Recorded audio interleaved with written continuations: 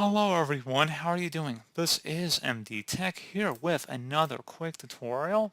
In today's tutorial, I'm going to show you guys how to go about enabling or disabling Windows Defender or Windows Security on your Windows 11 computer. So this should hopefully be a pretty straightforward process here, guys. And without further ado, let's go ahead and jump right into it. So all you have to do is open up the search menu, type in Windows Security, go ahead and open up Windows Security. And now you want to go ahead and first just select the Home tab up at the top, and then select Virus and Threat Protection. Underneath Virus and Threat Protection settings, select Manage Settings, and then just toggle the real-time protection off. Select Yes if you receive a user account control prompt. And that's pretty much it, guys. If you want to do the same for the firewall or the app and browser control, you can do that as well. But pretty straightforward process. And then if you want to turn it back on, just select the Turn On option, and then Yes.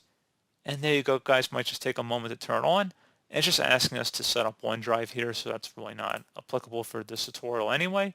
But pretty straightforward process. Do hope I was able to help you out, and I do look forward to catching you all in the next tutorial. Goodbye.